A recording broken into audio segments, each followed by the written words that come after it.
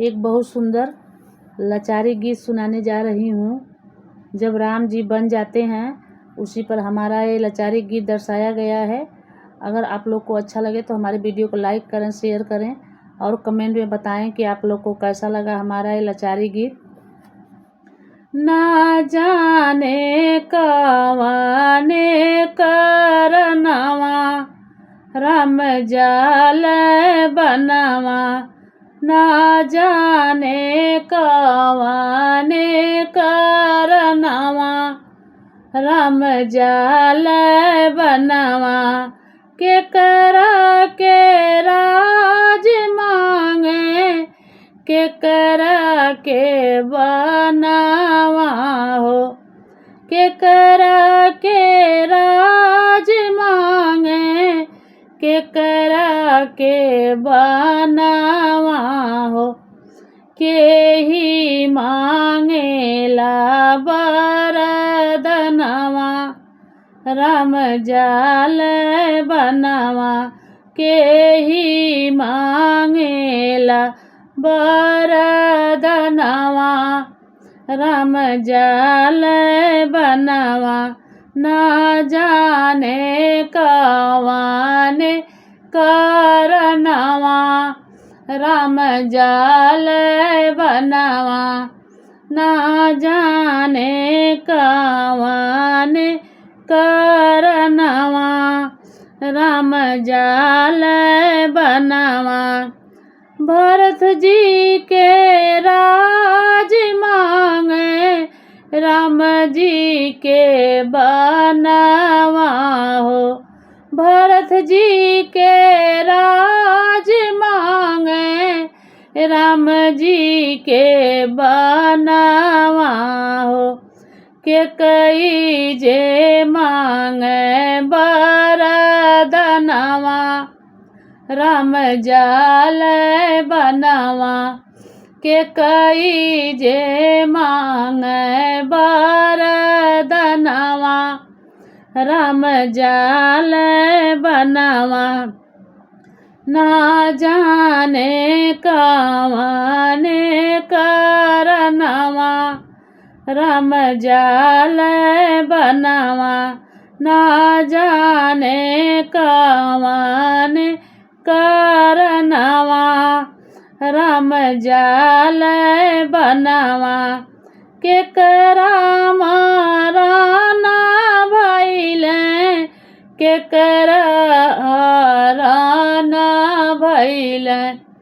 के करा माराना भइले, के करा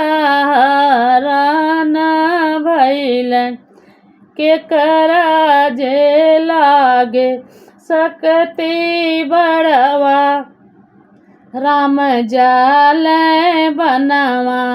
के करा जे लागे सकती बड़वा राम जाल बनवा, ना जाने कवाने करनवा राम जाल बनवा, ना जाने कवाने करनवा राम जाल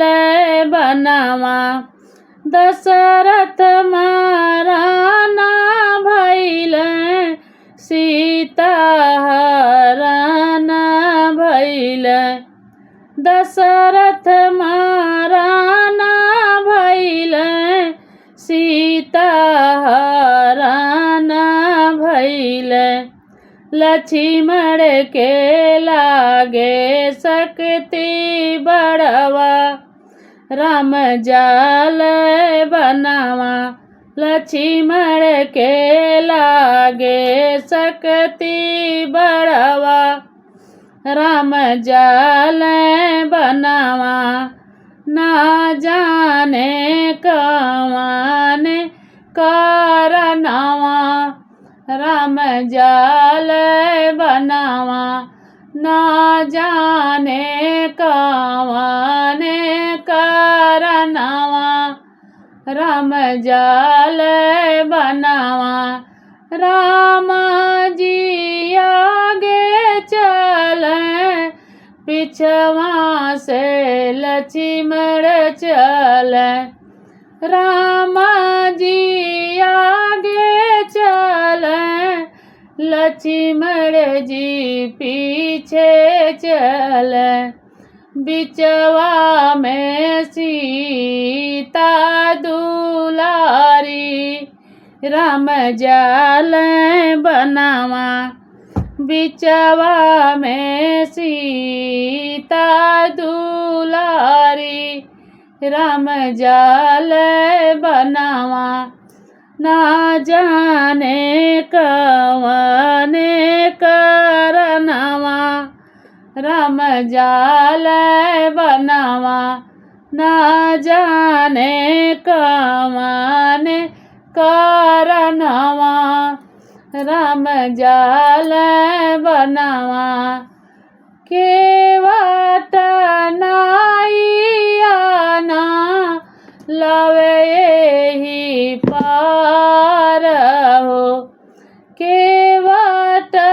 नाइयाना लवे ही पार हो, कैसे जइए सूर सरी परवा, राम जाले बनवा, कैसे करी है सूर